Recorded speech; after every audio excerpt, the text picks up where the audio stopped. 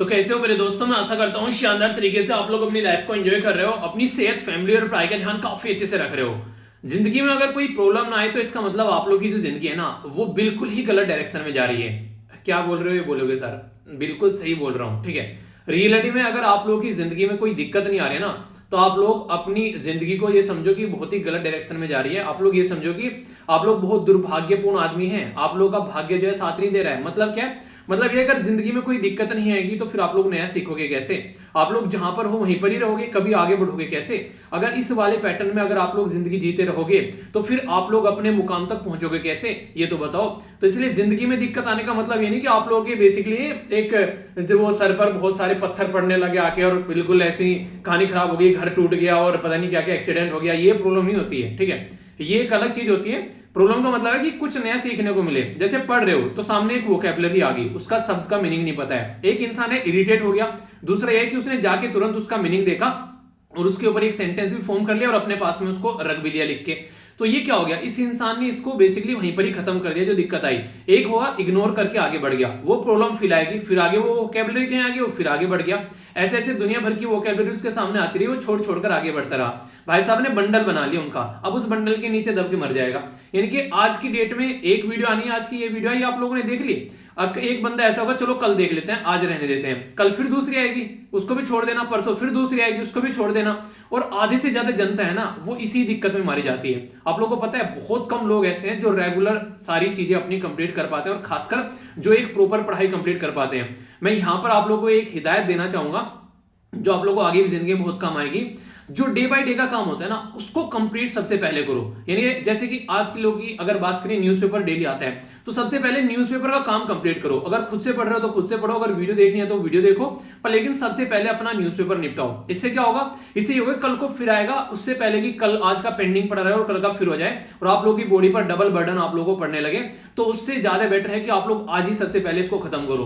तो ये सबसे सही तरीका है कि जो डेली का काम होता है ना उसको डेली रेगुलर सबसे पहले निपटाओ। और कुछ ऐसा काम है जो कि कल अपडेट होकर नहीं आएगा, उसको थोड़ा सा आप लोग एक बार को अपने हिसाब से चेंज कर सकते हैं। किसी दिन टाइम नहीं मिला तो चलो कर लेते हैं उसको। तो ये इस तरीके से कपड़े धुलने हैं, आज नहीं धुलोगे तो कोई भाग थोड़ी ना जाएगी, दुनिया इधर उधर हो जाएगी, कल धुल लेंगे, ठीक है। तब तो नहाना भी एक कई बार स्किप कर देते हैं कई सारे लोग कि आज रहने देते हैं, ठीक है। तो ये सारी चीजें ऐसी हैं कि आप लोग एक बार को कर दोगे, नहीं करोगे तो काम चल जाएगा। पर लेकिन न्यूज़पेपर तो भाई साहब डेली आएगा, ये डेली वीडियो डेली आप लोगों को 2 वीडियो देखने को मिलेगी, तो इसमें आप लोगों को थोड़ा ध्यान रख के चलना पड़ेगा। तो उसको आप लोग जरूर अपना कंप्लीट करिए, चाहे कुछ भी क्यों ना हो जाए, ठीक है। बोला गया सफर में मुश्किलें आए तो जरूरत और बढ़ती है, कोई जब रास्ता रोके तो हिम्मत और बढ़ती है। और जिंदगी में अगर ये वाला नेचर आप लोगों ने एक बार जिंदगी में अपना लिया तो मंजिल की तरफ को आपके कदम इस तरीके से बढ़ेंगे और मंजिल जो है वो आपकी तरफ को बढ़ती नजर आएगी। क्योंकि आप लोग क्या कर रहे हो, हर एक एंगल पर अपनी हिम्मत दिखा रहे हो, तो हिम्मत दिखाते रहना है। कैसे रहे आप लोग के ये दिन, जिंदगी में से टोटल 21 दिन आप लोग के गायब हो चुके हैं। 21 दिन का मतलब जिंदगी में से नहीं, नए साल में से मैं बात कर रहा हूं। कैसे रहे 21 दिन, अगर कुछ के ढंग से नहीं जा रहे तो टेंशन नहीं लेना, आगे फिर 21 दिन मिलेंगे, ठीक है। मिलते रहेंगे भाई साहब, ये खजाना ऐसा है जब तक जिंदगी ये खत्म नहीं होगा। पर लेकिन जिस दिन आप लोग इसको ढंग से यूटिलाइज करने स्टार्ट कर दोगे उसी दिन आप लोगों की जिंदगी की दिशा और दुर्दशा दोनों बदल हो जाएगी। यानी कि एक तरीके से यानी कि दोनों चीजें चेंज हो जाएगी, आप लोगों की दिशा भी और किस डायरेक्शन में आप लोगों की जिंदगी चलनी है और किस तरीके से दुर्दशा या फिर एक अच्छी दशा रहने वाली है वो भी यहां से पता चल जाएगा। तो इसको जरूर लिखा करो कि आप लोगों ने टारगेट कितना अचीव किया और किस तरीके से आप लोग आगे लेकर चलने वाले हो। ये जरूरी है, इसको रेगुलर करोगे तो काफी लंबे समय तक चीजों को अच्छे से एंजॉय कर पाओगे।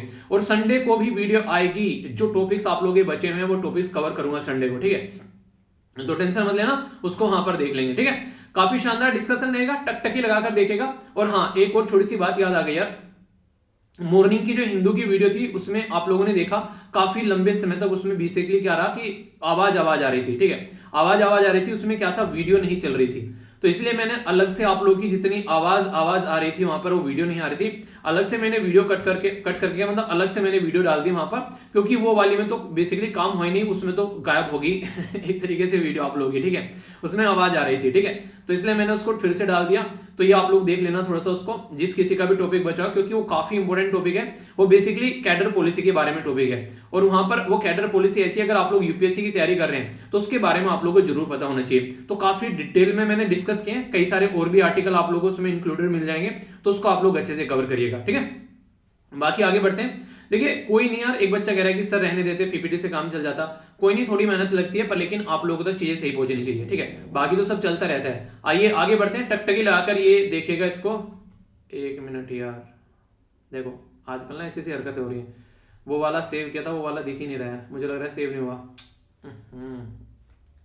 चलिए इस क्विज को आप लोग अटेम्प्ट कर लीजिए। कल का क्विज है वो वाला, इसमें सेव ही नहीं हुआ लग रहा है पीपीटी में। हद हो गई, नहीं है। चलो तो आप लोग इसको देख लो, कल का क्विज है, इसको आप लोग अटेम्प्ट करो। मिनिस्ट्री ऑफ टेक्सटाइल के द्वारा क्लियर किए गए थे 20 स्ट्रेटेजिक जो रिसर्च अभी यहाँ पर प्रोजेक्ट है। ये आप लोगों को बताना था कि किस मिशन के तहत, किस प्रोग्राम के तहत इनको सामने लाया गया था। इसी के साथ में यहाँ पर बात की जा रही है कि 40 बिलियन से 50 बिलियन तक का टारगेट रखा गया है टेक्निकल टेक्सटाइल को आगे बढ़ाने की। टेक्निकल टेक्सटाइल क्या होते हैं, काफी डिटेल में मैंने डिस्कस किया था, जिस किसी ने नहीं देखा जाकर देखेगा। इसके बाद में कभी टेक्निकल टेक्सटाइल में कोई दिक्कत आप लोगों को नहीं आएगी।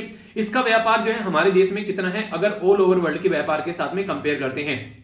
बात की गई थी यहाँ पर सॉलिड वेस्ट मैनेजमेंट रूल के बारे में, कब आए थे ये, जिसके बारे में डिटेल में डिस्कस किया था। इसी के साथ में वेब 3.0 के बारे में मैंने बात की थी। इसके बारे में आप लोगों को पता होना चाहिए कौन सी टेक्नोलॉजी हम लोग यहाँ पर यूज कर रहे हैं। कौन सी मिनिस्ट्री है जिसके द्वारा अनाउंस किया गया जो स्ट्रीट फॉर पीपल चैलेंज, और इसी के साथ में बात की गई थी यहाँ पर नर्चरिंग नेबरहुड चैलेंज। तो ये दोनों मैंने डिस्कस किए थे आप लोगों से, ठीक है। बात करें यहाँ पर कौन सी मिनिस्ट्री है जो कि यहाँ पर ओपन डेटा के बारे में बात करी थी, और कौन सा चैलेंज है यहाँ पर जो कि बोलता है कि लोगों के आने जाने के लिए जगह छोड़नी चाहिए। सड़कों पर जो भी चीजें रखी रहती हैं वो पूरा सड़कों को घेरे नहीं रहते, कई बार आप लोगों ने देखा होगा, तो उसको साइड में थोड़ा होना चाहिए। तो इसके बारे में आप लोगों को बताना है, तो इंपॉर्टेंट है, इसके बारे में आप लोगों को आइडिया होना चाहिए। काफी डिटेल में आप लोगों को याद होगा, मैंने डिस्कस भी किया था। चलिए अटेम्प्ट कीजिए, फिर वीडियो के एंड में एक बार और इसका रिविजन कर लेंगे, ठीक है।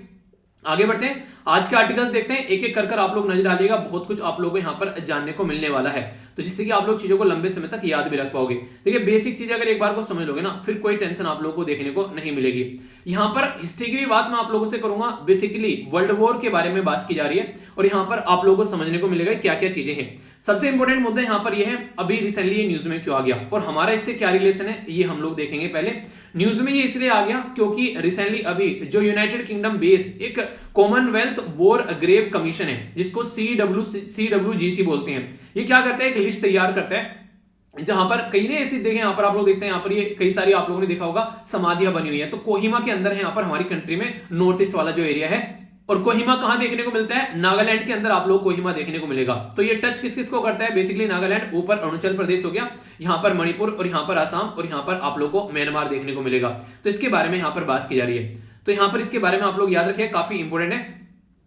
डायरेक्ट भी आप लोगों से क्वेश्चन बन जाते हैं यहाँ पर, और ये द हिंदू न्यूज़पेपर के अंदर भी यहाँ पर ये आर्टिकल कवर किया गया है। तो इसको आइए आगे देखते हैं, आखिर न्यूज में किस लिए है। अरे हाँ यार, एक सेकेंड, आज तो डे भी है, काफी इंपोर्टेंट डे रह गया आप लोगों का। पराक्रम दिवस है आज, सैल्यूट करिए पराक्रम दिवस को। क्यों, क्योंकि सुभाष चंद्र बोस जी की जो बर्थ एनिवर्सरी है उसके तौर पर यहाँ पर ये स्टार्ट किया गया था, ठीक है। तो इसलिए आप लोगों से यहाँ पर क्वेश्चन भी बन सकता है, डायरेक्ट क्वेश्चन बन जाए तो कंफ्यूज मत होना। क्यों, क्योंकि यहाँ पर इस साल जो है 125वीं बर्थ एनिवर्सरी नेताजी सुभाष चंद्र बोस जी की हम लोग सेलिब्रेट करने वाले हैं। तो इसलिए आप लोगों से यहाँ पर डायरेक्ट क्वेश्चन एग्जाम में बन सकता है, यहाँ पर प्रीलिम्स के अंदर भी, और इसी के साथ में आप लोगों को मेंस के अंदर भी यहाँ पर इनके बारे में क्वेश्चन बन सकता है। बाकी इसको आगे आने वाले टाइम में आप लोगों को देखने को मिलेगा। मुझे लगता है जहां तक एडिटोरियल भी आप लोगों को कोई ना कोई इसके ऊपर जरूर देखने को मिलेगा, तो वहां पर और भी बातें हम लोग डिस्कस कर लेंगे। 23 जो जनवरी है यहाँ पर ये इनका बर्थडे सेलिब्रेट किया था, क्योंकि 23 जनवरी 1897 में इनका जन्म हुआ था। और इनका जन्म कहां पर हुआ था, क्या आप लोगों को पता है, कटक उड़ीसा के अंदर इनका जन्म हुआ था। ये काफी इंपोर्टेंट है, जो कि आप लोगों को पता होना चाहिए, कई सारे लोगों को नहीं पता होता है। तो ये बेसिक चीजें हैं जिसके बारे में आप लोगों को याद रखना है। तो कहां पर इनका जन्म हुआ था, इनका जन्म हुआ था कटक उड़ीसा के अंदर में, ठीक है। अभी बात करेंगे यहाँ पर इनकी लाइफ के बारे में, थोड़ा सा अगर बात करें तो आप लोगों को याद होगा, जब भी इनके बारे में आप लोगों ने पढ़ा होगा तो यहाँ पर आजाद हिंद फौज के बारे में आप लोग याद करते हैं, ठीक है। INA जिसके बारे में आप लोगों ने देखा होगा। तो हमारी कंट्री में जो इंडियन नेशनल आर्मी है उसने काफी बड़ा रोल प्ले किया था, और यहाँ पर इन्होंने के द्वारा ही ये नारा लगाया गया था कि तुम मुझे खून दो, मैं तुम्हें आजादी दूंगा। तो यहाँ पर अगर बात करें, इनकी कई सारी ऐसी चीजें हैं जो हिस्ट्री में आप लोगों ने पढ़ी होगी। अगर बात करें तो कई सारे ऐसे कांग्रेस के सेशन है जहां पर सब इनके खिलाफ भी हो गए थे, वहां पर आप लोगों ने देखा होगा। तो उस पर्टिकुलर कांग्रेस के सेशन में पट्टाभी सीतारामैया साहब जो थे वो इनके अपोजिट में खड़े हुए थे, ठीक है। वो कांग्रेस सेशन कहां का था जिसमें यहाँ पर ये जीते थे, आप लोगों को याद होगा, मैंने डिस्कस किया था आप लोगों से। इंटरेस्टिंग स्टोरी सुनाता हूं उस कांग्रेस सेशन की।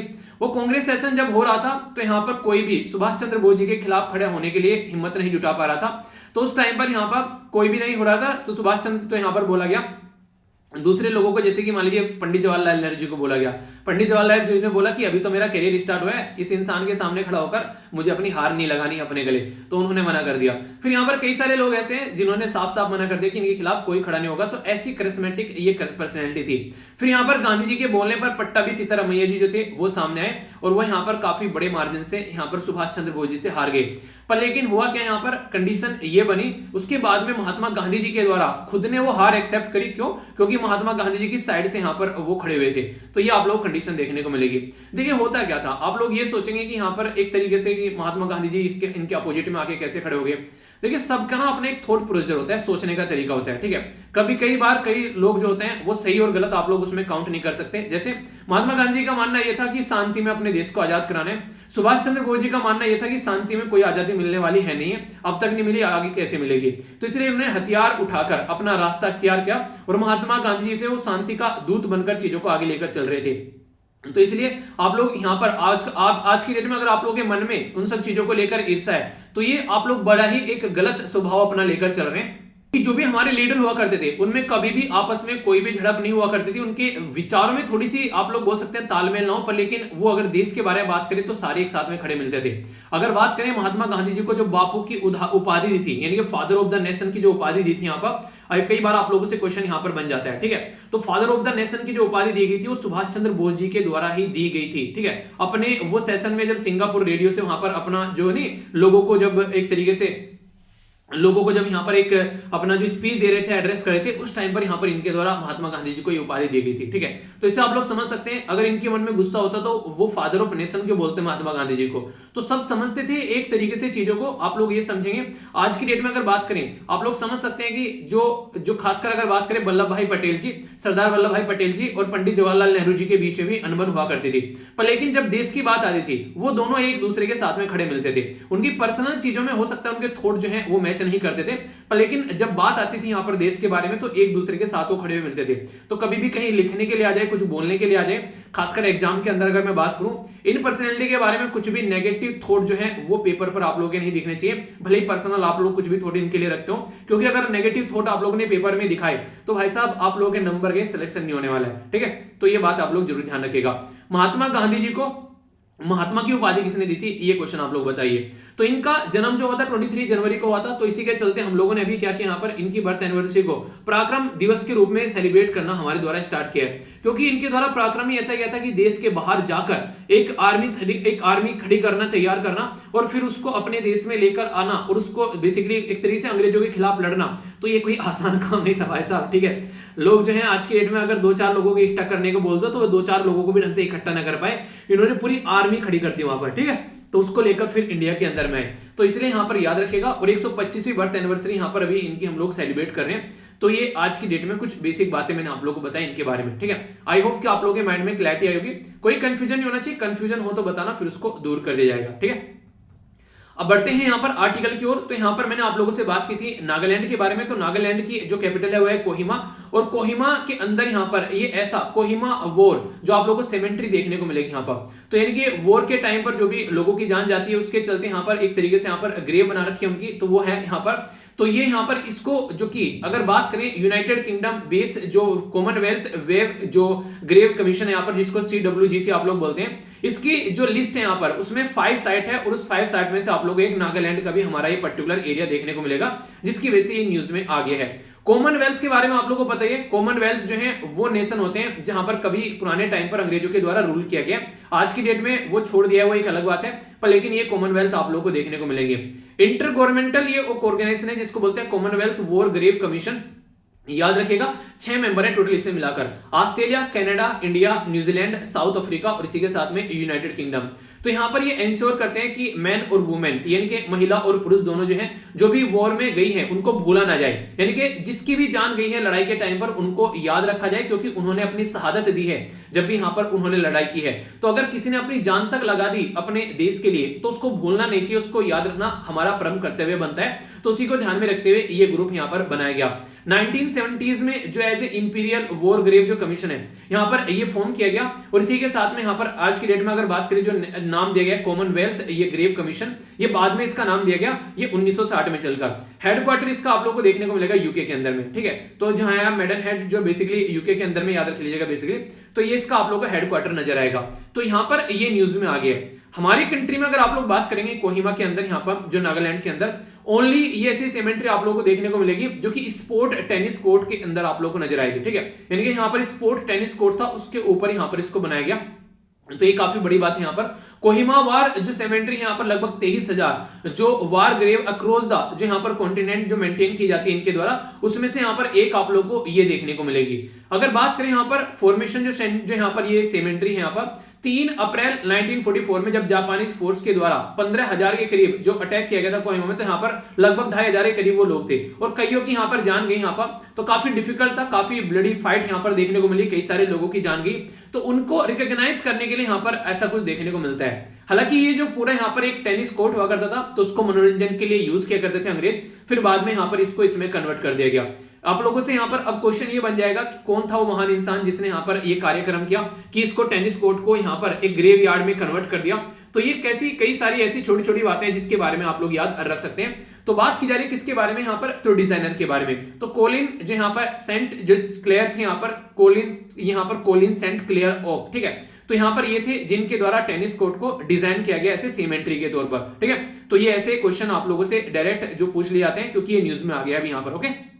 अगर बात करें कोहिमा, तो यहाँ पर ये बैटलफील्ड आप लोगों को देखने को मिला एक तरीके से, और परमानेंट सिमेंट्री के तरीके से यहाँ पर कन्वर्ट कर दिया गया है। अदर ऐसे ही आप लोगों को सिमेंट्री जो देखने को मिलेगी अगर उनके बारे में बात की जाए, तो इसके बारे में तो वर्ल्ड वॉर फर्स्ट के टाइम पर आप लोगों को देखने को मिलेगा यहाँ पर, कहां पर, फ्रांस के अंदर में, ठीक है। इसी के साथ में यहाँ पर आप लोगों को नजर आएगा साइप्रस के अंदर में। तो ये भी है, ऐसा नहीं कि हमारे ही देश की ऐसी है यहाँ पर। ये देखिए वर्ल्ड वॉर फर्स्ट और वर्ल्ड वॉर सेकंड के बारे में आप लोगों ने पढ़ा होगा। तो वर्ल्ड वॉर फर्स्ट और वर्ल्ड वॉर सेकंड के टाइम पर जहां जहां पर भी लोगों की जान गई है उनको रिकॉग्नाइज करने के लिए यहाँ पर ये मुद्दा आप लोगों को पूरा देखने को मिलेगा कि हाँ जिन्होंने अपनी जान दी है यहाँ पर, तो उनको रिकॉग्नाइज किया जाए ताकि लोग जो है उनको याद रख सके कि हाँ यार इस इंसान ने जान दी थी और यहाँ पर ये दिक्कतें देखने को मिली थी। तो उसी के चलते यहाँ पर ये पूरा एक पैटर्न तैयार किया जाता है। प्रेजेंट डे में अगर नागालैंड के बारे में बात करें, नागालैंड से जो एडजेंट है मणिपुर, ठीक है, तो ओनली थिएटर है वर्ल्ड वॉर सेकंड का इंडियन सब कॉन्टिनेंट के अंदर, वहां पर भी काफी कुछ चीजें देखने को मिली थी। तो इसके चलते भी आप लोग इनको याद रख सकते हैं। कोहिमा जो है अगर वर्ल्ड वॉर के सेकंड में बात करें तो काफी एक इंपॉर्टेंट रोल प्ले किया गया था इसके द्वारा यहाँ पर, क्योंकि इसलिए यहाँ पर हम लोग इसको याद रख रहे हैं और इसलिए सारी चीजें आप लोग को देखने को मिल रही है। अब इंपॉर्टेंट मुद्दा यहाँ पर आ जाता है वर्ल्ड वॉर अगर बात करें हम लोग सेकंड के बारे में, तो आप लोग को इनके बारे में पता होना चाहिए, क्योंकि देखिए पहले जब ये वर्ल्ड वॉर हुई थी, जिनको विश्व युद्ध आप लोग बोलते हैं, ऐसा बोलते हैं कि वर्ल्ड वॉर हुआ था पहला, ठीक है। हम लोगों ने बस उसको वर्ल्ड वॉर बोल के छोड़ दिया। वर्ल्ड वॉर बोल के क्यों छोड़ दिया, क्योंकि ये थोड़ी ना पता था किसी को कि सेकंड भी होने वाला है, तो इसलिए उसको बस हम लोगों ने क्या किया, वर्ल्ड वॉर बोल के छोड़ दिया। पर लेकिन उसको सेकंड कब बोला, तो बिल्कुल ऐसे आप लोगों को पता है ना, कोरोना के बारे में आप लोगों ने पढ़ा है कई बार, ठीक है।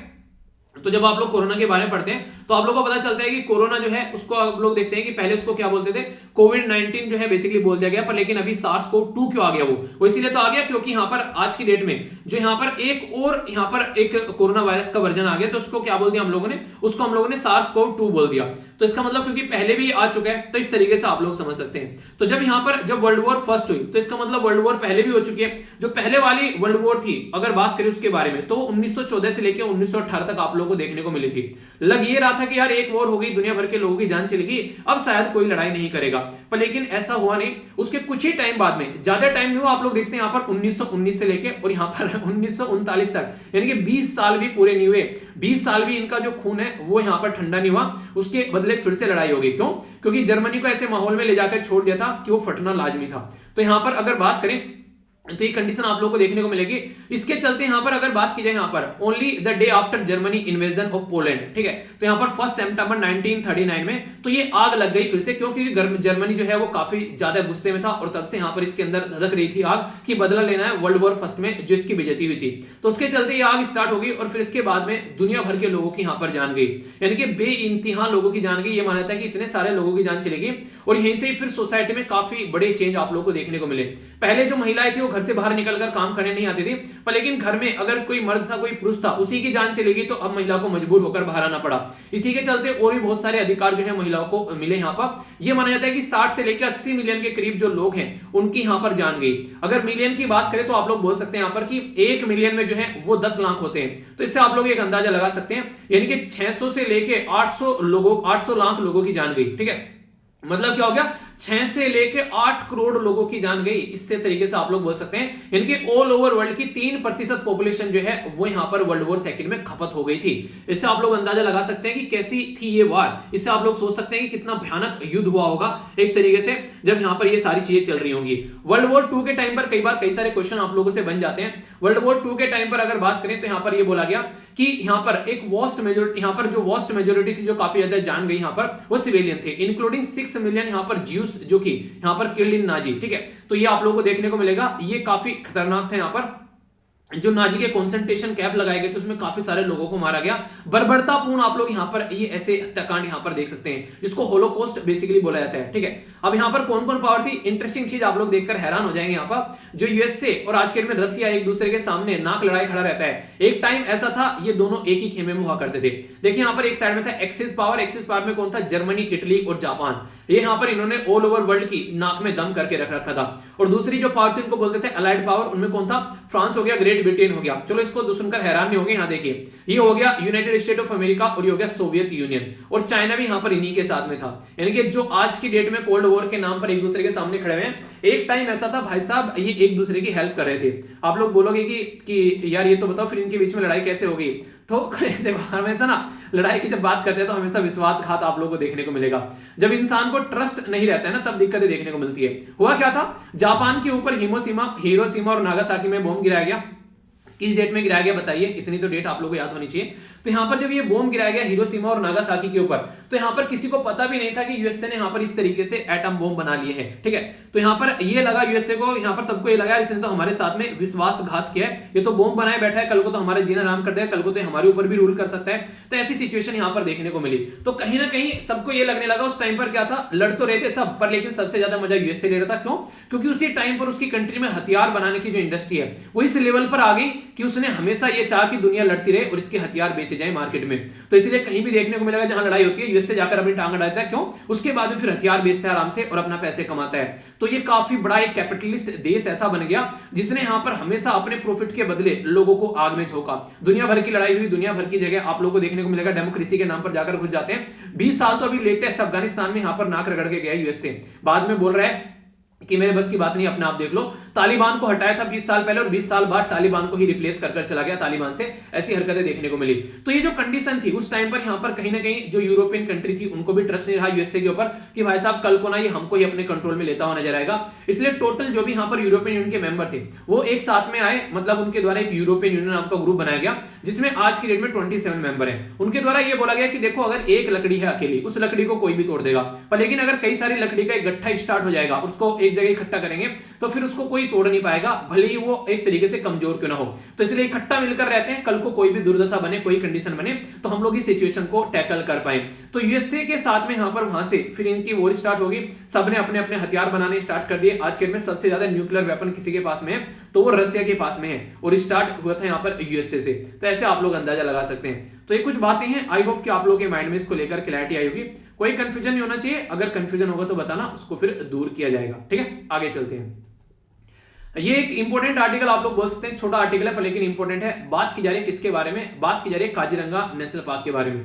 काजीरंगा नेशनल पार्क के अंदर ये वनरेबल पोर्शन है, खासकर किसका, ये स्वैम्प डियर। तो आप लोगों को यहाँ पर ये हिरन देखने को मिलेंगे, तो इनके बारे में बात की जा रही है। तो इनकी काफी जो संख्या है वो वनरेबल कैटेगरी में आ रखी है। ठीक है, तो यहाँ पर बोला जा रहा है कि एक्सटेंट की कैटेगरी में आप लोगों को यहाँ पर देखने को मिलेगा। इवन अगर कोई आप लोगों से पूछ भी ले कि कहां पर इनको कैसे कैसे रखा गया है, तो वनरेबल की कैटेगरी में यहां पर रखा गया है आईयूसीएन, इनके international union for conservation of nature, CITES जो है इस कन्वेंशन के अंदर इसको अपेंडिक्स फर्स्ट में रखा गया।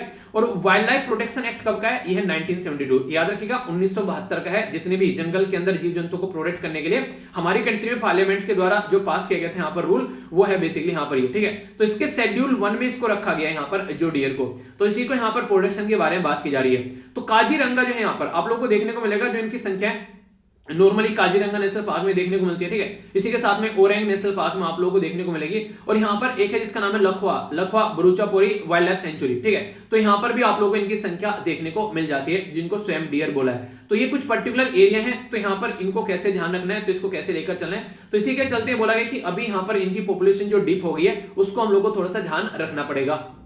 अब इंटरेस्टिंग चीज यहाँ पर ये है, अगर इन्हीं स्वयं डियर के बारे में यानी कि इन हिरन के बारे में या 12 सिंगों के बारे में आप लोग बात करें, तो इनको 3 कैटेगरी में नॉर्मली डिवाइड किया जाता है। एक को बोलते हैं वेस्टर्न स्वयं डियर, दूसरे को बोलते हैं सदर्न स्वयं डियर और तीसरे को बोलते हैं ईस्टर्न स्वयं डियर। तो जो वेस्टर्न स्वयं डियर है इनको बोलते हैं रूजवर ड्यूवेली। तो यहाँ पर आप लोगों को देखने को मिलेगा, यहाँ पर ये थोड़ा सा प्रोनाउंसिएशन आप लोगों को डिफरेंट लग सकता है, क्योंकि ये जो शब्द लिखे हुए हैं यहाँ पर ये फ्रेंच लैंग्वेज में लिखे हुए हैं, ठीक है। तो रिजर्वर ड्यू वोसली ये आप लोगों को बोलने को मिलेगा, यहाँ पर वेस्टर्न स्वयं डियर को बोलते हैं और ये नेपाल के अंदर पाया जाता है, ठीक है। सदर्न स्वयं डियर जो होता है जिसको हार्ड ग्राउंड बारहसिंगा भी बोलते हैं, इसको रिजर्वर व्यूडोसली इसको बोलते हैं यहाँ पर ब्रेनदारी, ठीक है। तो यहाँ पर ब्रेनदारी भी आप लोग इसको बोल सकते हैं। ये सेंट्रल और नॉर्थर्न इंडिया में देखने को मिलेगा। दूसरा यहाँ पर यूजरली ये यहाँ पर रजनीत सिंह आप लोगों को देखने को मिलेगा, यहाँ पर रणजीत सिंह, ठीक है।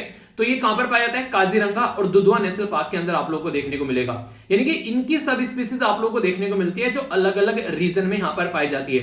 तो इसलिए इनके बारे में अगर आप लोगों से कोई पूछ ले इस तरीके से, और कई बार मैच करने के लिए भी आ जाता है, तो ये छोटे छोटे ऐसे क्वेश्चंस होते हैं जिनसे डायरेक्ट आप लोगों से एग्जाम में क्वेश्चन बोलता है और फिर आप लोग बोलते हैं क्वेश्चन कहां से आ गया।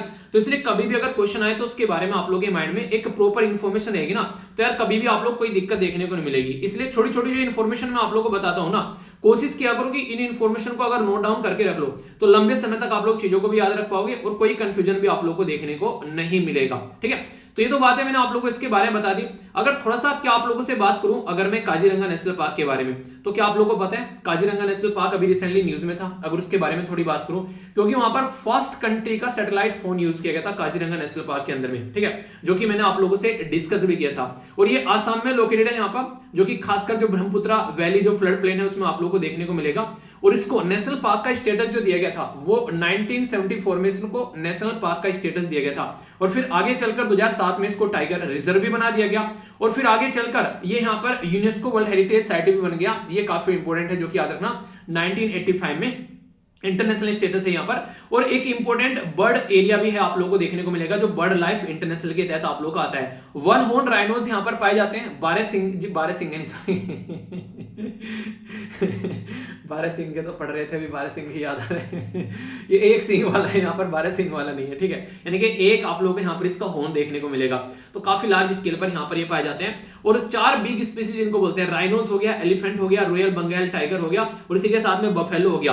तो ये माना था चारों के चारों आप लोगों को यहाँ पर काजीरंगा नेशनल पार्क में देखने को मिलेंगे। जो बड़े बड़े जानवर हैं इनको बिग 4 बोल जाते हैं, ठीक है, 4 बिग। तो 4 बिग क्यों बोलते हैं, क्योंकि बड़े बड़े साइज में है ये। तो चाहे राइनोस हो, चाहे एलिफेंट हो, चाहे बंगाल टाइगर हो और चाहे यहाँ पर बुफेलो हो, ये सारे आप लोगों को यहाँ पर देखने को मिलेंगे। तो ये बेसिक चीजें हैं जिसके बारे में आप लोग याद रखते हैं, कई बार क्वेश्चन बन जाते हैं। आसाम के अंदर और भी कई सारे नेशनल पार्क है वैसे, जैसे डिब्रू सिको नेशनल पार्क हो गया, नेमेरी नेशनल पार्क हो गया, राजीव गांधी ओरेंग नेशनल पार्क जिसको आज के में आप लोग बोलते हैं, ठीक है। तो ये कई सारे और भी हैं, इनके बारे में भी आप लोग थोड़ा थोड़ा सा आइडिया रखेगा, ठीक है। तो ये मैंने आप लोगों को यहाँ पर डिटेल में बता दी इसकी बातें। सॉरी यार, कल को क्वेश्चन बन जाए तो कंफ्यूजन नहीं होना चाहिए, ठीक है। नेक्स्ट जो मैं आप लोगों को यहाँ पर लेकर चल रहा हूं, मैं लेकर चल रहा हूं आप लोगों को टोंगा आइलैंड के ऊपर। हालांकि टोंगा आइलैंड के बारे में मैंने आप लोगों को कुछ इन्फॉर्मेशन पहले बताई थी, पर यहाँ पर आप लोगों को थोड़ी सी डिफरेंट इन्फॉर्मेशन ये देखने को मिलेगी। पैसिफिक ओशन के अंदर यहाँ पर एक आइलैंड है जहां पर अंडरग्राउंड अभी वोल्केनो फटा, ठीक है। तो उसी के चलते यहाँ पर ये न्यूज में आ गया है। और ये सारी जो दुर्घटना देखने को मिली यहाँ पर एग्जैक्ट लोकेशन आप लोगों के सामने है। बेसिकली ये मैं क्यों बताने वाला हूं, क्योंकि यहाँ पर एक बच्चे के द्वारा बोला गया था सर इसको एक्सप्लेन कीजिएगा एक बार। और यहाँ पर एक्सप्लेन करने के साथ साथ में जो बेसिकली बोला गया था वो था प्लेट टेक्टोनिक्स थ्योरी के बारे में, ठीक है। तो मुझे लगा कि थोड़ा सा आप लोगों को ये एक्सप्लेन कर देता हूं, क्योंकि ज्योग्राफी के अंदर आप लोगों का ये टॉपिक भी कवर हो जाएगा। यहाँ पर प्लेट टेक्टोनिक्स थ्योरी क्या होती है, अगर आप लोग पूरी पृथ्वी जो है बेसिकली उसका जो ग्लोब आप लोग देखोगे तो ये कुछ इस तरीके से पार्ट्स में डिवाइडेड है, ठीक है। जैसे इसको अफ्रीकन प्लेट बोल देते हैं, इसको अरेबियन प्लेट बोलते हैं। हमारी इंडियन प्लेट है जहां पर अपनी कंट्री देखने को मिलती है उसको इंडियन प्लेट बोलते हैं। ऊपर यहाँ पर ये यूरेशियन यानी कि यूरोप प्लस एशिया की ये प्लेट देखने को मिलेगी, जिसमें रसिया और यूरोप आ जाता है। इसको नॉर्थ अमेरिकन प्लेट आप लोग यहाँ पर बोल देते हैं। नीचे आएंगे तो यहाँ पर इसको ऑस्ट्रेलियन प्लेट बोल देते हैं। ये इधर आएंगे तो इसको पैसिफिक प्लेट बोल देते हैं। यहाँ पर ये आप लोगों को देखने को मिलेगा नाज़का प्लेट आप लोगों के सामने नजर आएगी। कैरिबियन प्लेट आप लोगों को देखने को मिल रही है। यहाँ पर फिलिपिन प्लेट आप लोगों को देखने को मिलेगी और नीचे अंटार्कटिका प्लेट है। आखिर इनको प्लेट क्यों बोला जा रहा है, आखिर ऐसा क्या है यहाँ पर, ठीक है। ये कुकूज प्लेट है यहाँ पर, इसको भी आप लोग देखते हैं, ठीक है। और छोटी यहाँ पर अगर बात करें, ये है जुआन दी फूका, ये प्लेट आप लोगों को देखने को मिलेगी, छोटी सी यहाँ पर बेसिकली अमेरिका के बराबर में। ये होता क्या है यहाँ पर, जब आप लोग इनको चेक करोगे अच्छे से, तो यहाँ पर कोई ना कोई आप लोगों को इनमें से ये पैटर्न मिल जाएगा, या तो डाइवर्जन होगा, या कन्वर्जन होगा, या फिर आप लोगों को यहाँ पर ट्रांसफॉर्मेशन देखने को मिलेगा, ठीक है। तो मतलब क्या होता है, डाइवर्जन का मतलब क्या होता है, जब यहाँ पर दो प्लेट जो है वो इस तरीके से एक दूसरे से दूर जा रही होती हैं, उसको आप लोग नॉर्मली डाइवर्जन बोल देते हो, ठीक है। जैसे कि यहाँ पर अगर देखें तो यहाँ पर ये जो दो प्लेट है यहाँ पर, ये एक दूसरे से दूर जा रही है, तो ये पर्टिकुलर आप लोगों को यहाँ पर डाइवर्जन नजर आएगा। लेकिन यहां पर जब बात करेंगे कन्वर्जन के बारे में, तो कन्वर्जन में क्या होता है, एक प्लेट जो है वो दूसरी प्लेट के नीचे धस रही होती है। जैसे यहां से तो ये डाइवर्ट हो रही है, पर लेकिन दूसरी साइड में ये दूसरी प्लेट के नीचे जा रही है, ठीक है। और आप लोगों को पता है पृथ्वी की सतह जब आप लोग ढंग से देखोगे तो सबसे बाहर क्या होता है, उसको बोलते हैं क्रस्ट, ठीक है। उसके अंदर फिर आप लोगों को देखने को मिलेगा दूसरे नंबर पर, उसको बोलते हैं मेंटल, ठीक है। और फिर जब थोड़ा सा और अंदर जाओगे तो उसको बोलेंगे कोर। तो ये तीन लेयर नॉर्मली आप लोगों को देखने को मिलती है। और प्लेट टेक्टोनिक्स थ्योरी जो है ये नॉर्मली आप लोगों को देखने को मिलेगी क्रस्ट के अंदर, पूरा यहाँ पर ये वातावरण आप लोगों को नजर आएगा।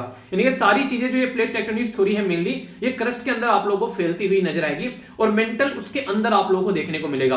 तो ये आप लोग जरूर याद रखेगा, इंपॉर्टेंट फैक्ट है यहाँ पर। तो यहाँ पर मैंने आप लोगों को बता दिया, ये था डाइवर्जन, और यहाँ पर ये आप लोगों को कन्वर्जन देखने को मिलेगा। इसी पैटर्न में आप लोगों को देखने को मिलेगा यहाँ पर ट्रांसफॉर्मेशन। ट्रांसफॉर्मेशन का मतलब क्या होता है, जैसे ऐसे ये तो हो गया यहाँ पर इस तरीके से जाना, और ये हो गया यहाँ पर इसके नीचे जाना, पर लेकिन अगर इस तरीके से टूटने लगे, बराबर में टूट जाता है, इस तरीके से निकल जाता है बराबर में। तो अगर कोई ऐसे होने लगे यहाँ पर, तो आप लोगों को देखने को मिलेगा, इसको ट्रांसफॉर्मेशन फॉल्ट बोलते हैं। और यही वो फॉल्ट होते हैं जिसकी वजह से कई बार खिसकने की वजह से आप लोगों को अर्थक्वेक भी देखने को मिलता है। इन्हीं फॉल्ट में से कई बार क्या होता है, ये जैसे जैसे आप लोग इनको देखोगे तो इन्हीं के अंदर से जो अंदर से ज्वालामुखी निकल कर आता है, जो फटता है बेसिकली, जिसको वोल्केनो आप लोग बोलते हैं, तो यही फॉल्ट है यहाँ पर जो कि इस तरीका माहौल क्रिएट कर देते हैं, जिसके चलते दिक्कत देखने को मिलती है। और यहाँ पर ये प्लेट की ही थ्योरी है जिसको आप लोग यहाँ पर नजर आते हैं। तो यहाँ पर जो यहाँ पर बात करें रिंग ऑफ फायर के बारे में, मैंने अभी आप लोगों को यहाँ पर बताया रिंग ऑफ फायर। तो अगर आप लोग ध्यान से इसको देख पा रहे हो, तो ये पूरा जो एरिया आप लोगों को देखने को मिलेगा पैसिफिक के चारों और यहाँ पर, इसीलिए इसको सरकम पैसिफिक भी बोलते हैं। रीजन क्या है, क्योंकि पैसिफिक ओशन को चारों तरफ से घेरे हुआ है ये, तो सरकम पैसिफिक बोल देते हैं यहाँ पर। और यहीं पर ही आप लोगों को ये सारा माहौल देखने को मिलेगा। और ये आप लोगों को यहाँ पर टोंगा ट्रेंच नजर आ रही है। तो इसी के अंदर रिंग ऑफ फायर के अंदर माना जाता है अप्रोक्सीमेट 40,000 किलोमीटर का यहाँ पर ये एरिया है, जो कि कई सारी टेक्टोनिक प्लेट यहाँ पर आकर मिलती है। जैसे पैसिफिक हो गया, जुआन दा फुआ हो गया, ठीक है, कोको आइलैंड, इंडियन, ऑस्ट्रेलियन, इसी के साथ में Nazca, northern American, Philippine plate. तो ये सारी प्लेट यहाँ पर एक दूसरे के साथ में अड़ती हैं, टकराती हैं, छुटती हैं, प्यार दिखाती हैं, एक दूसरे के साथ में लड़ती हैं, खिसकती रहती हैं। तो यहाँ पर जब ये खिसकती हैं, तो यहीं पर ही बार बार आप लोगों को जो ये निकलता है, जो बेसिकली लावा मैग्मा, यानी जैसे अंदर से निकाल के लाते हैं तो क्या होता है, वो मैग्मा होता है, और जैसे फटकर वो बाहर आ जाता है तो वो लावा हो जाता है। तो ये सारी चीजें आप लोगों को यहाँ देखने को मिलेगी। इसलिए दुनिया में सबसे ज्यादा अर्थक्वेक, जिनको आप लोग भूकंप बोलते हैं, वो भी इसी एरिया में आते हैं। और यूपीएससी के द्वारा भी मेंस क्वेश्चन पूछा गया इसी के ऊपर। तो ये इतना इंपॉर्टेंट एरिया आप लोगों के सामने हो जाता है। तो कभी भी अगर कोई भी ऐसा क्वेश्चन बने, तो मुझे तो लगता नहीं यार आप लोगों को उसको लेकर कंफ्यूज होना चाहिए।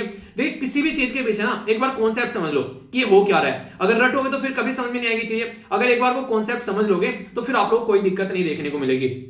अभी कई बार आप लोगों ने सुना कि यार इन देशों में ना बहुत ज्यादा ज्वालामुखी आते हैं। भाई साहब क्यों आते हैं, क्योंकि रिंग ऑफ फायर पे टिके हुए हैं, ठीक है। यानी कि जो इनका एक तरीके से जो पैंदी इनकी जो रिंग ऑफ फायर के ऊपर रखी हुई है, तो इसके चलते यहाँ पर Bolivia, Chile, Ecuador, Peru, Costa Rica, यहाँ पर ये Guatemala, Mexico, United State of America, Russia, Japan, Philippine, Australia, Papua New Guinea, Indonesia, New Zealand, यहाँ पर अंटार्कटिका, ये सारी चीजें आप लोगों को देखने को मिलेगी कि रिंग ऑफ फायर के साथ में कनेक्टेड है यहाँ पर। इसलिए यहाँ पर ये प्लेट जो होती है ऊपर नीचे होती है, और जैसे जैसे प्लेट ऊपर नीचे होगी तो फिर यहाँ पर आप लोगों को अर्थक्वेक आते हुए नजर आएंगे, यहाँ पर आप लोगों को वोल्केनो फटते हुए यहाँ पर नजर आएंगे।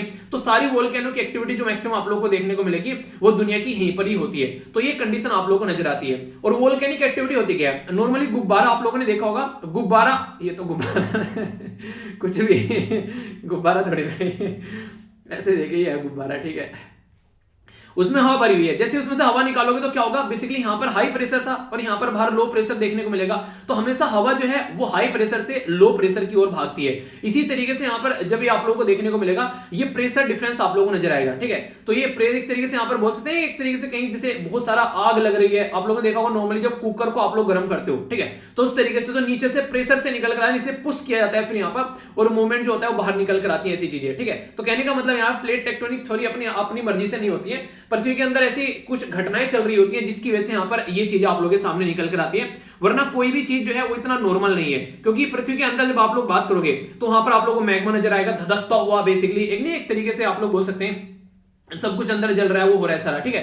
तो इसके चलते तो यहाँ पर मूवमेंट होता है जो पृथ्वी सरफेस पर कोज वोल्केनिक एक्टिविटीज आप लोगों को देखने को मिलती है, जब सबडक्शन होता है, ये सारी चीजें। तो टोंगा आइलैंड में क्या हुआ अभी, ये जो काम जुगाड़ हुआ, जो भी हुआ सारा, ये बेसिकली समुद्र के अंदर हुआ, ठीक है। तो समुद्र के अंदर से वहां पर ये वोल्केनिक एक्टिविटी निकल कर आई और फिर वहां पर वो ब्लास्ट हुआ, और ब्लास्ट इतना तगड़ा था यहाँ पर कि आसपास वाले लोग भी हिल गए, किसी ने, ऐसा तो नहीं किसी ने बॉम्ब गिरा दिया हो। तो ये सिचुएशन आप लोगों को यहाँ पर देखने को मिलेगी। और ये ऐसे एरिया हैं जिनको आप लोग एक्टिव एरिया में बोल सकते हो, यानी कि ऐसा नहीं है यहाँ पर एक बार आया फिर चला गया। ये एक्टिव वोल्केनिक एक्टिविटी, ये आप लोग को एक्टिव कैटेगरी में देखने को मिलेंगे नॉर्मली। तो इसलिए भी काफी यहाँ पर इसके बारे में कई बार लोग बात करते हैं कि ये क्या चक्कर है, ठीक है। तो इसके बारे में आप लोगों को इसलिए बोल रहा हूं यहां पर याद रखने के लिए, क्योंकि ये इस तरीके से हुआ है कि सब लोगों ने इसको काफी लार्ज स्केल पर कवर किया है, और यहां पर ये क्या क्या चीजें हैं, किस तरीके से क्या क्या है, तो बेसिक आप लोगों से बैकग्राउंड में जाकर क्वेश्चन पूछ ही लेंगे नॉर्मली। तो अगर आप लोग इसके बारे में याद रखेंगे तो फिर आप लोग कोई दिक्कत नहीं देखने को मिलेगी। तो इसके बारे में कुछ ऐसी इंफॉर्मेशन थी जो मुझे लगा आप लोगों तक पहुंचनी चाहिए, और इसको आप लोग जरूर याद रखें, क्योंकि जो थ्योरीज होती है, प्लेट टेक्टोनिक्स हो गया, सबडक्शन क्या हो रहा है, ये सारी चीजें चल रही है, ये मैक्सिमम टाइम आप लोग यहाँ पर जब पृथ्वी पर होती है तो एक अलग ही माहौल बनाकर रखती है। सबसे खतरनाक अगर आप लोगों को बोलूं यहां पर, तो सबडक्शन आप लोगों को देखने को मिलेगा, ठीक है, जिसकी वजह से यहां पर दिख रहा है कि नीचे जाना, ये वाला जो चक्कर आप लोग यहां पर निकल कर आता है। तो ये वाला सबसे बिगेस्ट यहां पर सीन क्रिएट करता है, जिसकी वजह से सबसे ज्यादा कोलिशन आप लोगों को यहां पर टेक्टोनिक्स जो प्लेट्स के अंदर देखने को मिलेगा, ठीक है। तो ये इसके बारे में आप लोग याद रखते हैं। तो यहां पर दो टेक्टोनिक प्लेट जो है वो मीट करती हैं, ठीक है। तो वन बैंड और दूसरी जो है उसके ऊपर चढ़ जाती है, तो यहां पर ये कर्व बन जाता है जब नीचे इस तरीके से आकर, ये यहां पर जो हो गया, ठीक है। तो ये वाला जो कंडीशन यहां पर देखने को मिलेगी, ये सबसे ज्यादा खतरनाक माहौल यहां पर क्रिएट करता है, ठीक है। तो इसके बारे में आप लोग याद रखिएगा, ये यहां पर एक तरीके से बोल सकते हैं इससे सबसे ज्यादा इश्यूज यहां पर देखने को मिलते हैं। तो सबडक्शन का मैंने आप लोगों को एक पैटर्न बता दिया। अभी यहां पर ये स्पोर्ट के पॉइंट ऑफ से भी और ज्योग्राफी के पॉइंट ऑफ से भी आप लोगों के लिए इंपॉर्टेंट क्वेश्चन हो सकता है। हुआ क्या है, अभी हमारी कंट्री के जो डिफेंस मिनिस्टर है राजनाथ सिंह जी, उनके द्वारा first multi dimensional adventure sport जो है उसके जो कि कंडक्ट किया जाना है यहाँ पर फ्रांस के अंदर में, national institute of mountaineering and allied sport. तो वहां पर हमारी कंट्री से भी लोग यहाँ पर गए, ठीक है। और फर्स्ट टाइम यहाँ पर इस तरीका ये इवेंट देखने को मिल रहा है। ये कंडक्ट जो किया जाना है यहाँ पर, ये बेसिकली स्टार्ट होता है यहाँ पर और इसी के चलते आगे चल रहा है यहाँ पर, ठीक है। तो यहाँ पर कई तरह के गेम आप लोगों को देखने को मिलेंगे, ठीक है। तो यहाँ पर जो टीम है उस वो डायरेक्टर जो यहाँ पर उसका हैंडल करेंगे, कंप्राइज 12 लोगों की, 8 आर्मी पर्सनल आप लोगों को देखने को मिलेंगे, 4 यूथ है अरुणाचल प्रदेश से जो कि यहाँ पर पहुंचे हैं। तो ये एक्सपीडिशन जो आप लोगों को देखने को मिलेगा, तो यहाँ पर लगभग 250 किलोमीटर ये आप लोगों को देखने को मिलेगा अल्प माउंटेन रेंज के अंदर में, ठीक है। तो टीम है यहाँ पर ये कैरिड आउट करेगी, और यहां पर आप लोगों को देखने को मिलेगा ट्रैक किया जाएगा कहां पर भी, फ्रांस, स्विस और इसी के साथ में इटालियन जो अल्प्स माउंटेन आप लोगों को देखने को मिलती है। अगर अल्प्स माउंटेन को आप लोग देखना चाहते हैं तो यहां पर ही आप लोगों को अल्प्स माउंटेन की रेंज आप लोगों को नजर आएगी, ठीक है। तो ये पर्टिकुलर एरिया है यहाँ पर एक तरीके से पहाड़ी इलाका होता है, कई बार माना जाता है कि यहाँ पर ये नीचे इटली आप लोगों को देखने को मिलेगा, तो डिवाइड भी करता है यहाँ पर, यूरोप से इटली को अलग करता है, ये आप लोग यहाँ पर पैटर्न देख सकते हैं, ठीक है। तो छोटा सा इसके बारे में हल्का सा एक आइडिया आप लोगों को होना चाहिए। तो ये काफी एक इंपॉर्टेंट क्वेश्चन आप लोगों से बन सकता है, क्योंकि पीआईबी के द्वारा भी कवर किया गया। इंपॉर्टेंट मुद्दा क्या है यहाँ पर, ये है basically national institute of mountaineering and allied sport, जो हमारी कंट्री में इंस्टीट्यूट है यहाँ पर, ये लोकेटेड कहां पर है, ये है अरुणाचल प्रदेश के अंदर में, ठीक है। तो यहाँ पर जो अरुणाचल प्रदेश का जो वेस्ट कमेंग डिस्ट्रिक्ट है उसमें आप लोगों को देखने को मिलेगा। तो ये एडवांस ट्रेनिंग इंस्टीट्यूट हमारे देश से माना जाता है, पर लेकिन आप लोगों को कंफ्यूजन में कहां पर डाला जाएगा, आप लोग बोलोगे यार ये क्या हो गया, तो कंफ्यूजन में डाला जाएगा ये किस मिनिस्ट्री के अंडर में आता है। तो ये देखिए, तो मिनिस्ट्री ऑफ डिफेंस के अंडर आप लोगों को देखने को मिलेगा। तो ये काफी बड़ी बात यहाँ पर होगी। तो ट्रेनिंग जो भी की जाती है लैंड पर, एयर में या फिर वाटर में, तो यहां से आप लोगों को इनकी ये ट्रेनिंग देखने को मिलेगी, जो भी स्ट्रक्चरल ट्रेनिंग या जो भी है यहाँ पर वो प्रोवाइड कराई जाती है इसके थ्रू, ठीक है। तो डायरेक्ट आप लोगों से यहाँ पर क्वेश्चन बन जाए तो डायरेक्ट स्टेटमेंट देकर क्वेश्चन पूछ लेते हैं कि हाँ ये कहां पर है, कैसे कैसे लोकेटेड है। तो इस तरीके से कई बार आप लोग कंफ्यूजन में आ जाते हैं उसको लेकर, ठीक है। आगे चलते हैं यहाँ पर कुछ और बातें अगर बात करूं अल्प्स के बारे में, यहाँ पर ये एक तरीके से स्मॉल सेगमेंट है जो कि माउंटेन का आप लोगों को देखने को मिलेगा। यहाँ पर अगर बात करें तो अल्प्स माउंटेन जो रेंज है नॉर्थ अफ्रीका के अंदर, ठीक है, साउथ यूरोप के अंदर और इसी के साथ में ये एशिया बियॉन्ड द हिमालयन जो रीजन है उससे दूर आप लोगों को देखने को मिलेगी। अल्पाइन जो रीजन है वो 8 यूरोपियन कंट्री को यहाँ पर काउंट करता है, ठीक है। यानी कि एक तरीके से यहाँ पर जो अल्प्स जो माउंटेन रेंज बोल रहे हैं आप लोग यहाँ पर, तो इसमें आप लोगों को ऑस्ट्रेलिया नहीं ऑस्ट्रिया आप लोगों को देखने को मिलेगा, ठीक है। फ्रांस हो गया, जर्मनी हो गया, इटली हो गया, यहाँ पर ये हो गया, इसको बोलते हैं लिंकेस्टाइन, ठीक है। तो ये हो गया, इसी के साथ में मोनाको हो गया, स्लोवेनिया हो गया और स्विट्जरलैंड हो गया। तो ये पर्टिकुलर एरिया आप लोगों को यहाँ पर इसके अंदर देखने को मिल जाते हैं। देखिए कई बार क्या होता है ना, आप लोगों से मान लीजिए अभी कोई गेम है, न्यूज में है, तो आप लोगों से डायरेक्ट गेम का क्वेश्चन नहीं पूछेंगे, वो बैकग्राउंड में जाकर आप लोगों से कोई भी क्वेश्चन ऐसा पूछ लेंगे, ठीक है। तो इसलिए इसके बारे में अगर आप लोगों को याद रहेगा तो आप लोग कोई भी दिक्कत नहीं देखने को मिलेगी। तो इस तरीके से इसके बारे में याद रखिएगा। और ये अल्प्स माउंटेन रेंज आप लोगों को देखने को मिलेगी। इधर अगर आप लोग आएंगे, इंटरेस्टिंग चीज देखेंगे यहाँ पर आप लोगों को मेडिटेरेनियन सी देखने को मिल रहा है, ठीक है। इधर आप लोगों को एड्रियाटिक सी देखने को मिल रहा है, ठीक है। और इसी के साथ में अगर एक बार मैं आप लोगों को दिखाता हूं, थोड़ा सा अगर इधर आएंगे, इसको जूम आउट करते हैं थोड़ा सा, ठीक है। तो यहां पर देखते हैं, तो आप लोग अब यहां पर देख पा रहे हो यहां पर, तो पर्टिकुलर रीजन हो गया यहां पर, इस तरीके से आप लोग देख पा रहे हैं। ये इधर हो गया, क्या हो गया यहां पर, ये हो गया पूरा मेडिटेरियन सी वाला, और यहां पर ये आप लोगों को पर्टिकुलर पोर्शन देखने को मिल रहा है एड्रियाटिक सी वाला। तो इसके साथ में यहां पर ये कनेक्टेड आप लोगों को नजर आएगा पोर्शन, ठीक है। तो बेसिक ज्योग्राफिकल जो लोकेशन है उसको माइंड में क्लियर रखोगे तो आप लोग इनको फिर कभी भूलोगे नहीं जल्दी से। नेक्स्ट जो आर्टिकल है यहां पर, ये आप लोगों से कई जगह क्वेश्चन इसका बन सकता है। बेसिकली रेयर अर्थ मटेरियल के बारे में आप लोगों से क्वेश्चन पूछा जा सकता है यहां पर। बेसिकली इसके चलते आप लोगों को देखने को मिलेगा इनका यूज कहां पर होता है, वो क्वेश्चन पूछा जा सकता है। अभी हुआ क्या, यूएसए के यहां पर अपनी खुद की एक पॉलिसी लेकर आएगी, एक लॉ प्रपोज किए गए, जिसके चलते यहां पर यह है कि आज के डेट में चाइना जो है वो रेयर अर्थ मटेरियल में सबसे ज्यादा ताकतवर देश माना जाता है। तो चाइना को टैकल करने के लिए, उसकी हेजेमनी खत्म करने के लिए, उसका वर्चस्व खत्म करने के लिए यूएसए जो है अपनी ही कंट्री में काम करने वाला है इस पर्टिकुलर मटेरियल के ऊपर। तो यहां पर इसी के चलते यहां पर ये बिल लेकर आ रहे हैं ताकि प्रोटेक्ट किया जा सके रेयर अर्थ एलिमेंट्री जो सप्लाई डिसरप्शन है। कल को चाइना अगर चाहे तो सप्लाई को अगर डिसरप्ट कर दे तो दिक्कतें देखने को मिल सकती है यहां पर यूएसए के लिए। तो उसका ऑल्टरनेटिव सॉल्यूशन यहां पर ये खोज रहे हैं। तो इनका ये है पर्पज की एक तरीके से स्ट्रेटेजिक रिजर्वायर बनाना है इनको अपने ही देश में, और 2025 तक यहां पर ये इसको लेकर चलेंगे। तो ये आर्टिकल कवर किया गया था हिंदू के अंदर भी। अगर बात की जाए तो रेयर अर्थ मटेरियल यूज कहां पर करते हैं आप लोग, गाड़ी बनाने में, एरोप्लेन बनाने में, या फिर बाइक्स में आप लोग यूज करते हैं, यहां पर मिसाइल वगैरह बनाने में यूज करते हैं, और फोन बनाने में आप लोग इनको यूज करते हैं, लाइटर बनाने में आप लोग देख रहे हैं यहां पर, तो उसको यूज किया जा सकता है। तो यानी कि इसका जो एरिया ऑफ यूज है वो काफी वाइड आप लोगों को देखने को मिलेगा। तो जिस तरीके से इसका एरिया है यूज करने वाला वो इतना ज्यादा वाइड है, तो अगर ढंग से हम लोग अपनी ही कंट्री में इसको डेवलप कर पाते हैं तो चाइना के ऊपर डिपेंडेंसी यहां पर कम हो जाएगी। यही बात को ध्यान में रखते हुए यूएसए जो है वो अपनी कंट्री पर फोकस देने की बात यहां पर कर रहे हैं। तो इसी के चलते अगर अपनी कंट्री पर यहां पर इसको लेकर चल पाएंगे तो काफी ज्यादा फायदा यहां पर देखने को मिलेगा। रेयर अर्थ मटेरियल में आप लोग को नॉर्मली अगर आप लोग इनको काउंट करेंगे तो 17 यहां पर टोटल रेयर अर्थ मटेरियल आप लोग को ठीक है 17 यहां पर देखने को मिलेंगे। 17 के बारे में अगर बात करें, 17 टोटल मेटल है, नंबर भी आप लोगों को पता होना चाहिए यहां पर, जिसमें 15 तो लेंथेनाइट्स है इसी के साथ में जो कि पीरियोडिक टेबल में आप लोगों को देखने को मिलेंगे, और नेक्स्ट टू यहां पर जिसका नाम है स्केवेंडियम, ठीक है ये हो गया, और इसी के साथ में यहां पर रेट्रियम। तो ये आप लोगों को सिमिलर काइंड ऑफ फिजिकल और केमिकल प्रॉपर्टी में लेंथेनाइट्स के जैसे नजर आते हैं, तो इनको भी यहां पर इन्हीं के अंदर ऐड कर दिया गया है। इनको अलग अलग बेसिकली नाम है आप लोग यहां पर, इसी को शॉर्ट फॉर्म में बोला है, सेरियम हो गया सीई, ठीक है। इसी तरीके से DYEREU GD ये सारे इनके अलग अलग शॉर्ट फॉर्म में नाम दे रखे हैं। तो इनको आप लोग एक बार देख लीजिएगा। मैं तो ये बोलूंगा कि एक दो बार इनको नजरों में से निकाल लेना। कई बार आप लोगों से जैसे स्टेट पीसीएस या फिर दूसरे एग्जाम में क्या करते हैं, 2-3 रेयर अर्थ मटेरियल के नाम दे देंगे आप लोग, मान लीजिए 3 दे दिए और एक दूसरा कोई दे दिया, बोलेंगे कि कौन सा रेयर अर्थ मटेरियल नहीं है, या फिर दूसरे आप लोगों को 3 देके बोल देंगे एक रेयर अर्थ मटेरियल का नाम दे देंगे, बताइए कौन सा रेयर अर्थ मटेरियल है। तो ऐसे आप लोगों से क्वेश्चन यहां पर बड़ी ही आसानी से बनाए जा सकते हैं, जो कि आप लोग कंफ्यूजन में भी डाल सकते हैं। पर लेकिन अगर आप लोगों को इनके बारे में पता होगा तो फिर आप लोगों को कंफ्यूजन में नहीं आओगे आप लोग यहां पर, ठीक है।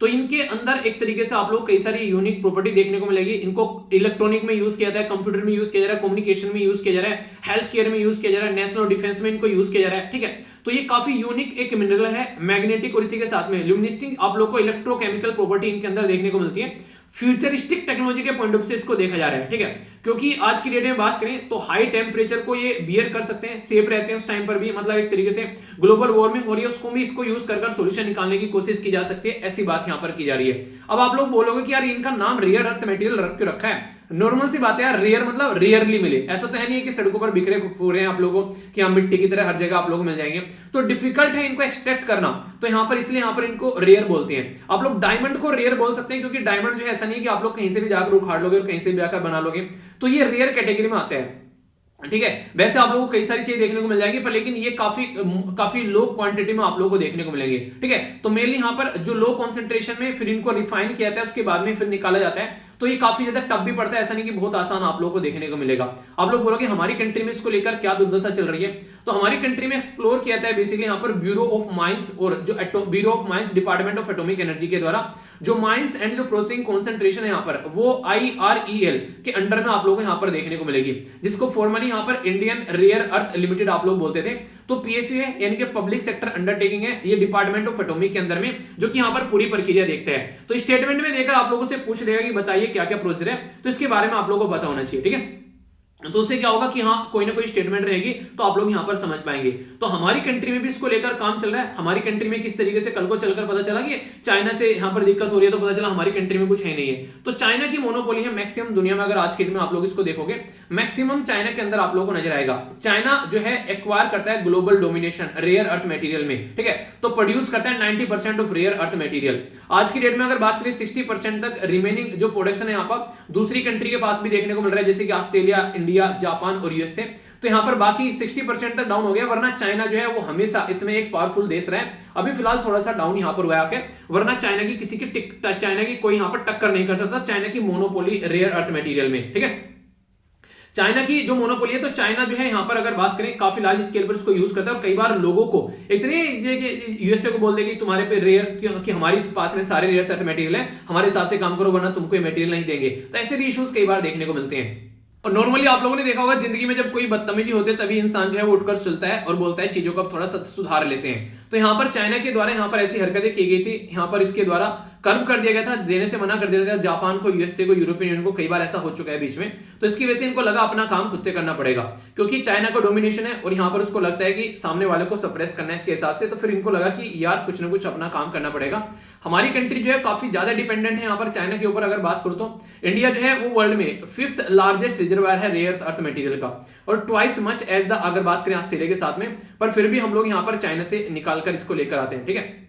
अपना बचा रहे हैं, चाइना खत्म कर रहे हैं, ठीक है। अगर बात करें यूएसए के द्वारा यहाँ पर इंपोर्ट किया था 80% जो अपना वो चाइना से इंपोर्ट किया था, ठीक है। यूरोपियन यूनियन यहाँ पर बात करें तो 98%, ठीक है। तो ये देखो मिलेगा चाइना से लेकर आते हैं। तो सबकी डिपेंडेंसी है काफी लार्ज स्केल पर चाइना के ऊपर। तो ये था टोटल आज का डिस्कशन। यहाँ पर पहले हम लोगों ने यहाँ पर कोहिमा वार के बारे में बात की। यहाँ पर बेसिकली आप लोगों ने देखा नागालैंड से रिलेटेड ये पूरा आर्टिकल मैंने डिस्कस किया, क्या क्या मुद्दा है। वर्ल्ड वॉर के बारे में मैंने आप लोगों को बताया कि किस तरीके से वर्ल्ड वॉर के बारे में हम लोगों ने बातें की, ठीक है।